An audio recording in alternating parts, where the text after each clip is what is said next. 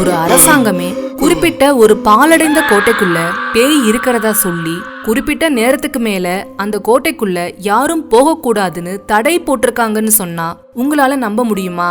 ஆனா உண்மையாலுமே அப்படி ஒரு கோட்டை நம்ம இந்திய நாட்டுல இருக்கு. அதுதான் பாங்கர் கோட்டை. சரி வாங்க, இந்த பாங்கர் கோட்டை பத்தின முழு வரலாற்றையும் அதுக்கு பின்னாடி இருக்கிற கதைகளையும் இந்த பதிவுல பார்க்கலாம். ராஜஸ்தான் மாநிலம் அல்வார் மாவட்டத்துல இருக்கிற பன்ஹார் என்ற கிராமத்துல தான் பாங்கர் கோட்டை இருக்கு. டெல்லியில இருந்து சுமார் 270 கிலோமீட்டர் தொலைவுல இருக்கிற இந்த கோட்டை ராஜஸ்தானோட ஒரு மிக முக்கிய சுற்றுலா தலங்கள்ல ஒன்னா இருக்கு. என்னதான் பகல் நேரங்கள்ல ஒரு மிக பிரபலமான சுற்றுலா தலமா இருந்தாலும் இரவு நேரங்கள்ல அதுக்கு அப்படியே நேர் எதிர்னு தான் சொல்லணும். ஏன்னா சூரிய அஸ்தமனத்துக்கு அப்புறமா இந்த பாங்கர் கோட்டைக்குள்ள நுழையிறதுக்கு சட்டப்பூர்வமான தடை இன்றளவும் இருக்கு. இன்னும் சொல்ல போனா பல வருஷமா அங்க ஆராய்ச்சி பண்ணிட்டு வர தொல்பொருள் துறைக்கே சூரிய அஸ்தமனத்துக்கு அப்புறமா அந்த கோட்டைக்குள்ள நுழைய தடை இருக்குன்னா பாத்துக்கோங்களேன். அந்த அளவுக்கு மர்மம் நிறைஞ்சதா இருக்கு இந்த பாங்கர் கோட்டை. சரி, எதுக்காக சூரிய அஸ்தமனத்துக்கு அப்புறம் கோட்டைக்கு செல்ல தடை இருக்கு அப்படின்னா அதுக்கு முக்கிய காரணம் பேய்களோட நடமாட்டம் தான். நீங்க கேட்டுட்டு இருக்கிறது சரியான வார்த்தைகள் தான். இரவு நேரங்கள்ல பாங்கர் கோட்டைக்குள்ள யாரோ நடனமாடுவது மாதிரியும் கத்துவது மாதிரியுமான சத்தங்கள் வருவதா அந்த பகுதியில வாழும் மக்கள் தெரிவிக்கிறாங்க. அதோட இரவு நேரங்கள்ல அந்த கோட்டைக்குள்ள போன பலர் இதுவரைக்கும் வெளிவரலேனும் அது குறித்த புகார்கள் போலீசார்கிட்ட கொடுக்கப்பட்டிருக்கும்னு சொல்லப்படுது. இப்படி பல புகார்கள் வந்ததை தொடர்ந்து பிரச்சனைகளை தவிர்க்கிறதுக்காக இரவு நேரங்கள்ல அந்த கோட்டைக்குள்ள மக்கள் யாரும் செல்லக்கூடாதுன்னு மாநில அரசு உத்தரவு பிறப்பித்ததா சொல்றாங்க. இந்த பாங்கர் கோட்டை எந்த அளவுக்கு அமானுஷ்யம் நிறைஞ்ச ஒரு பகுதி அப்படின்னு நீங்க கூகுள்ல the most haunted place in India அப்படின்னு சர்ச் பண்ணீங்கனாலே அதுல முதல்ல வரது இந்த பகுதியா தான் இருக்கும். அந்த அளவுக்கு அமானுஷ்யம் நிறைஞ்ச ஒரு பகுதி தான் இது. இந்த கோட்டை இந்த அளவுக்கு அமானுஷ்யமா மாறுறதுக்கு என்ன காரணம்? ஒரு அரசாங்கமே ஒரு பகுதிய பேய்கள் நடமாட்டம் இருக்கிற பகுதின்னு தடை பண்ற அளவுக்கு அந்த இடத்துல அப்படி என்னதான் நடந்தது? இந்த கேள்விகளுக்கான விடை தெரியணும் அப்படின்னா முதல்ல இந்த கோட்டையோட வரலாறும் அதுக்கு பின்னாடி இருக்கிற கதைகளும் உங்களுக்கு தெரியணும். முதல் கதை, பல நூறு ஆண்டுகளுக்கு முன்னாடி ராஜஸ்தான்ல இருக்கிற ஆம்பர் கச்வாகா பகுதியோட மன்னனா இருந்தவர் தான் ராஜா பகவத் சிங். இந்த ராஜா பகவத் சிங்குக்கு 2 மகன்கள் இருந்திருக்காங்க. மூத்த மகனோட பேரு மான் சிங். இவர் அக்பரோட தளபதியா இருந்திருக்காரு. இளைய மகனோட பேரு மாதோ சிங்.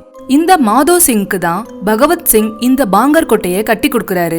மாதோ சிங்க்கு அப்புறமா அவரோட மகனான சதர் சிங் தாத்தா பகவத் சிங் கட்டின கோட்டையில இருந்து ஆட்சி செஞ்சுட்டு வந்திருக்காரு. இப்படியே பல வருஷங்கள் போக பிற்காலத்துல பாங்கர் கோட்டைக்கு பக்கத்துல இருக்கிற அஜப்கர் கோட்டைய சதர் சிங் மகனான அஜப் சிங் கட்டுறாரு. சதர் சிங்க்கு ரத்னாவதிங்கிற மகளும் இருக்காங்க. இளவரசி ரத்னாவதி பேரழகியா இருந்திருக்காங்க. இவங்க அஜப் சிங்கை விட வயசுல ரொம்பவே சின்னவங்க. பொதுவாவே அங்க இருந்த மக்களுக்கு அஜப் சிங்க அவ்வளவா பிடிக்காதான். ஆனா அதே சமயம் இளவரசியான ரத்னாவதி மக்களுக்கு ரொம்ப பிடிச்சவங்களா இருந்திருக்காங்க. இளவரசியோட அழகும் அறிவும் நல்ல குணமும் மக்களை ரொம்பவே கவர்ந்திருக்கு. அதனாலேயே இளவரசி ரத்னாவதி பற்றின கதைகள் பல நாடுகளுக்கும் பரவிருக்கு. பல நாடு முழுக்க பரவன ரத்னாவதியோட கதைகளால ரத்னாவதிக்கு பல திருமண வரன்களும் வந்திருக்கு. அதே சமயம் இப்படிப்பட்ட அழகும் அறிவும் நிறைஞ்ச ரத்னாவதிய திருமணம் செய்ய பல போட்டிகளும் நடத்தப்பட்டிருக்கு. தன்னோட அழகாலும் அறிவாலும் ஊர் முழுக்க பேசப்பட்ட ரத்னாவதியோட கதை ஒரு மந்திரவாதிக்கும் தெரிய வந்திருக்கு. இளவரசி ரத்னாவதியோட அழகையும் குணத்தையும் பத்தி தெரிஞ்சுக்கிட்ட அந்த மந்திரவாதி ரத்னாவதிய விரும்ப ஆரம்பிச்சிருக்கான். அதே சமயம் ரத்னாவதிய அடையணும்னு ஆசையும் பட்டிருக்கான். இப்படி ரத்னாவதிய அடையணுங்கிற ஆசையால ஒரு சதி திட்டம் தீட்டுறான். ஒரு நாள் இளவரசி ரத்னாவதியோட பணிப்பெண் இளவரசிக்கு வாசனை திரவியம் வாங்குறதுக்காக சந்தைக்கு வந்திருக்கா. அப்போ அந்த மந்திரவாதி அந்த பணிப்பெண்ண பாக்குறான். அந்த பணிப்பெண் வாங்குற அந்த திரவியத்துல மந்திரத்தை போட்டு மந்திர திரவியமா மாத்திடுறான். அந்த மந்திர திரவியத்தை பயன்படுத்தினா இளவரசி தாங்கிட்ட வந்துருவா அப்படின்னு அந்த மந்திரவாதி நினைக்கிறான். அதனால அந்த பணிப்பெண் இளவரசி கிட்ட அந்த வாசனை திரவியத்தை கொடுக்க போறத மறைஞ்சிருந்து வேடிக்கை பாக்குறான் அந்த மந்திரவாதி. ஆனா இளவரசி ரத்னாவதி தன்னோட சாமர்த்தியத்தால அந்த வாசனை திரவியத்துல ஏதோ ஒண்ணு கலந்திருக்கிறத கண்டுபிடிச்சிடுறாங்க. அதனால உடனே அந்த வாசனை திரவியத்தை இளவரசி ரத்னாவதி தூக்கி வீசுறாங்க. அப்படி தூக்கி வீசப்பட்ட அந்த திரவியம் ஒரு பாறாங்கல் மேல பட்டு அந்த பாறாங்கல் மறைஞ்சிருந்த அந்த மந்திரவாதி மேல போய் விழுந்திருக்கு. அந்த மந்திரவாதி அந்த பாறாங்கல்லால நசுக்கப்பட்டு இறந்து போறான். ஆனா சாகிறதுக்கு முன்னாடி இளவரசியையும் இளவரசி குடும்பத்தையும் அது மட்டும் இல்லாம அந்த ஒட்டுமொத்த கிராமத்தையுமே அந்த மந்திரவாதி சபிச்சிடுறான். இது நடந்ததுக்கு அடுத்த வருஷமே ஒரு போர் நடந்திருக்கு. அதுல இளவரசி ரத்னாவதி கொல்லப்படுறாங்க. அந்த அரண்மனையில இருந்த எல்லாருமே கொல்லப்பட்டிருக்காங்க. அங்க இருந்த கிராமமும் சிதைஞ்சு போயிடுது. அந்த கோட்டை பாழடைஞ்சு போயிடுது. அதுக்கு அப்புறமா யாருமே இல்லாத அந்த இடத்துல பேய்கள் நடமாட்டம் இருக்கிறதா சொல்லப்பட்டிருக்கு. அந்த மந்திரவாதியோட ஆன்மாவும் அவனால சாபமிடப்பட்டவங்களோட ஆன்மாவும் இப்போ வரைக்கும் அந்த கோட்டையில அலைகிறதா நம்பப்படுது. இரவு நேரங்கள்ல அந்த கோட்டையில பல அமானுஷ்யமான சம்பவங்கள் நடக்கிறதாவும் சொல்றாங்க. அதனாலதான் சூரிய உதயத்திற்கு முன்னாடியும் சூரியன் மறைஞ்சதுக்கு அப்புறமும் இங்க யாரும் அனுமதிக்கப்படுறது இல்லையா. அது மட்டும் இல்லாம இளவரசி ரத்னாவதி வேற ஒரு இடத்துல மறுஜென்மம் எடுத்திருப்பாங்கன்னு, சாபத்துக்கு முற்றுப்புள்ளி வைக்க திரும்பி வருவாங்கன்னு இன்னும் நிறைய பேரால நம்பப்படுது. இது முதலாவது கதை. இது மட்டும் இல்லாம இந்த கோட்டை இப்படி மாறினதுக்கு வேற ஒரு காரணமும் சொல்லப்பட்டிருக்கு. இந்த கோட்டையை கட்டின ராஜா பகவத் சிங் இந்த கோட்டையை கட்ட முடிவு செஞ்சப்போ அவர் தேர்வு செஞ்ச இந்த இடம் அவரோட குருவான பால்நாத் தியானம் செய்யற இடமா இருந்திருக்கு. இதனால குரு பால்நாத்தோட அனுமதி இல்லாம எதுவும் செய்ய முடியாதுங்கிறதுனால குரு பால்நாத் கிட்ட அனுமதி கேட்டார் பகவத்சிங். குரு பால்நாத் பகவத் சிங்க்கு அனுமதி தந்ததோட மட்டும் இல்லாம கூடையே ஒரு நிபந்தனையும் சொல்றாரு. அது என்னன்னா, குரு பால்நாத் தான் தியானம் செய்யற இடத்துல பகவத் சிங் கட்டும் கோட்டையோட நிழல் விழாத அளவுக்கு கோட்டைய கட்டணுங்கிற நிபந்தனை தான் அது. இந்த நிபந்தனைக்கு கட்டுப்பட்ட ராஜா பகவத் சிங் கோட்டைய கட்டுறாரு. அதுக்கப்புறம் ரொம்ப சந்தோஷமா இந்த கோட்டையில வாழ்ந்திருக்காங்க. ஆனா குருவோட இந்த நிபந்தனைக்கு கட்டுப்படாத அஜப் சிங் 4 அடுக்கு மாடியா இருந்த இந்த மாளிகைய 7 அடுக்கு மாடியா மாத்தி கட்டியிருக்காரு. இதனால இத கட்டி முடிச்சதுக்கு அப்புறம் இந்த மாளிகையோட நிழல் அந்த குருவோட தியானம் செய்யற இடத்து மேல விழுந்திருக்கு. இதனால கோபப்படுற குரு பால்நாத் தான் தியானம் செய்யற இடத்த நிழல் போட்டு மறைச்சதால இந்த கிராமத்துல இனி எந்த வீடு கட்டினாலும் நிழலுக்கு மேற்கூரை இருக்காதுன்னு சாபமிட்டிருக்காரு.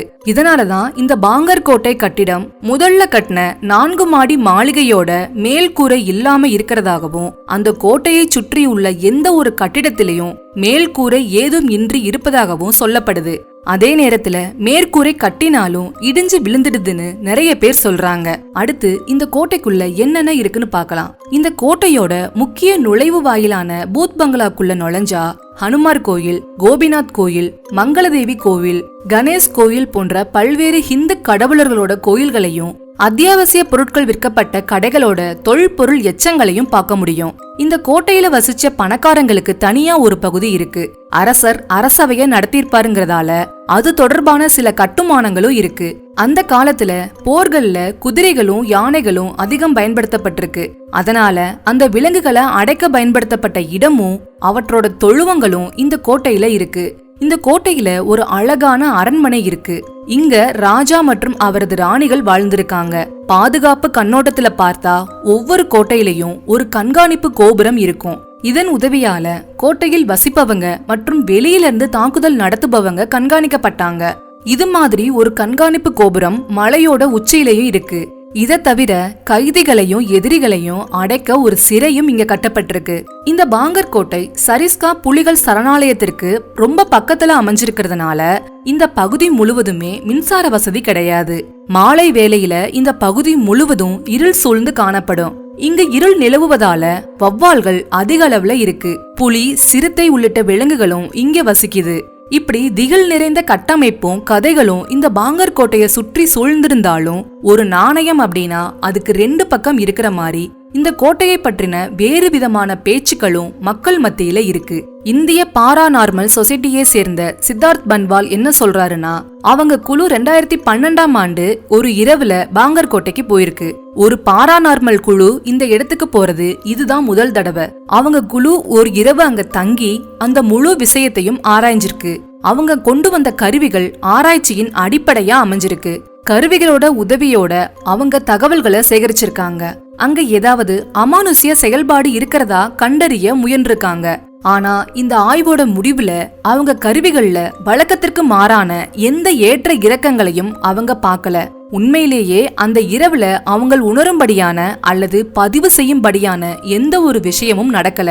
இந்த பகுதிய பல்வேறு வகையான விலங்குகள் தங்களோட இருப்பிடமா கொண்டிருக்கு. அவை எல்லாமே வெவ்வேறு வகையான ஒலிகளை உருவாக்குது. இந்த கோட்டையிலுமே பல குரங்குகள் வசிக்குது. இங்க இருக்கிற மரங்கள்ல அந்த குரங்குகள் அமர்ந்து ஏறி இறங்கி விளையாடுறதால மரத்தோட கிளைகள் அசையுது. உலர்ந்த இலைகள் நசுங்குறதால ஒலி ஏற்படுது. இது எல்லாம் காரணமாதான் விசித்திரமான ஒலிகள் ஏற்படுதுன்னு சித்தார்த் பன்வால் சொல்றாரு. இங்க இருக்கிற பிரபலமான பழங்கதைகள் மற்றும் நிகழ்வுகள் காரணமா மக்கள் மீது உளவியல் ரீதியான தாக்கம் இருந்திருக்கலாம்னு அவர் சொல்றாரு. இப்படி ரெண்டு முரணான கருத்துக்களும் அதற்கான விளக்கங்களும் மக்கள் மத்தியில இருந்தாலும் பகல்ல கோட்டையோட அமைதியான சூழல் மற்றும் கட்டிடக்கலை அற்புதத்தை காண பெருமளவு மக்கள் இங்க கூடுறாங்க. பல அமானுஷ்ய கட்டுக்கதைகள் ஒரு பக்கம் இருந்தாலும் பாங்கர் கோட்டை ராஜஸ்தான்ல பார்க்க வேண்டிய ஒரு இன்றியமையாத சுற்றுலா தலம். என்ன இருந்தாலும் புராணங்கள் மற்றும் மர்மங்களால சூழப்பட்ட இந்த கோட்டை ராஜஸ்தான்ல பார்க்க சிறந்த இடங்கள்ல ஒண்ணுங்கிறது தான் உண்மை. ஒருவேளை நீங்க இந்த பாங்கர் கோட்டைய பார்க்கணும்னு நினைச்சீங்கன்னா ஜெய்ப்பூர் விமான நிலையம் கோட்டைக்கு அருகில இருக்கிற விமான நிலையம். ஜெய்ப்பூர் விமான நிலையம் மற்ற நகரங்களோட நல்ல விமான இணைப்பையும் கொண்டிருக்கு. பான்காரி ரயில் நிலையமும் தௌசார் ரயில் நிலையமும் பாங்கர் கோட்டையை அடையிறதுக்கு பக்கத்துல இருக்க ரயில் நிலையங்கள். Rajasthan Sampark Kranti express, Mandor super fast express, Ala Hazrat express இது எல்லாமே உங்களை அங்க கொண்டு போய் சேர்க்கும். சாலை பயணங்கள்ல ஆர்வமுள்ள சுற்றுலா பயணிகள் சுற்றுலா பேருந்துகள்ல ராஜஸ்தானுக்கு போகலாம். இல்லனா தங்களோட தனிப்பட்ட வாகனம் அல்லது வண்டியில அந்த இடத்துக்கு போகலாம். கோட்டாவில இருந்து பால்சோட், கோட்டா மெகா ஹெவி வழியாவும், குவாலியர்ல இருந்து மும்பை ஆக்ரா தேசிய நெடுஞ்சாலை வழியாவும், ஆக்ராவில இருந்து NH-21 வழியாவும் அல்வார அடையலாம். சரி, உங்களோட பார்வை என்ன? உண்மையாவே அந்த பாங்கர் கோட்டையில பேய்கள் நடமாட்டம் இருக்கும்னு நினைக்கிறீங்களா? இல்ல அது வெறும் மக்களோட மூட நம்பிக்கைன்னு நினைக்கிறீங்களா? இதுக்கான பதில எனக்கு கமெண்ட்ல சொல்லுங்க. உங்களுக்கு இந்த வீடியோ பிடிச்சிருந்தா லைக் பண்ணுங்க, உங்க ஃப்ரெண்ட்ஸ் எல்லாருக்கும் ஷேர் பண்ணுங்க. மறக்காம நம்ம சேனலை சப்ஸ்கிரைப் பண்ணிட்டு உங்களோட எண்ணங்களை கமெண்ட்ல சொல்லுங்க. தேங்க்யூ.